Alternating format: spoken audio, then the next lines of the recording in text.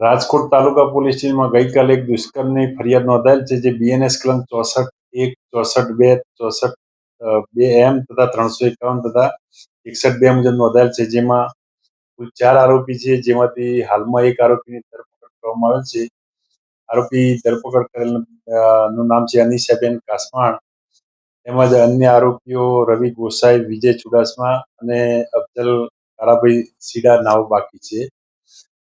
આ કેસ અંગેની વિગત એવી છે કે અનિશાબેન સાથે ફરિયાદી બેનને ઇન્સ્ટાગ્રામમાં ફ્રેન્ડશિપ થયેલ અને ત્યારબાદ અનિશાબેને એને એના મિત્ર અફઝલે ફિનાઇલ પીધેલ, જે બાબતે હોસ્પિટલમાં એડમિટ હોય.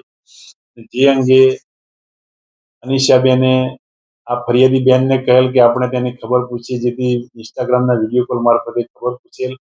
તેમજ તેની સાથે પણ મોબાઈલનો અફઝલની સાથે આ ફરિયાદી બેનનો મોબાઈલનો નંબર આપી થયેલ.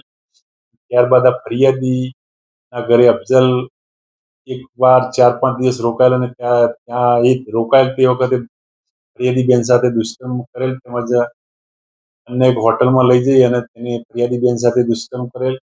અને આ બાબતે અવારનવાર ફરિયાદી બેનને અફઝલ ધમકીઓ આપતો હોય, તેમજ તેના મિત્રો પણ એને અવારનવાર ધમકીઓ આપતા હોય અને અલગ અલગ જગ્યાએ લઈ ગયેલ, ધોરાજી તેમજ પોરબંદર બાજુ દરગાહમાં લઈ ગયેલ, નિકાહ પડવાની દબાણ કરતો હોય, જેથી આ ફરિયાદી બેને દુષ્કર્મ અંગેની ફરિયાદ આપી છે.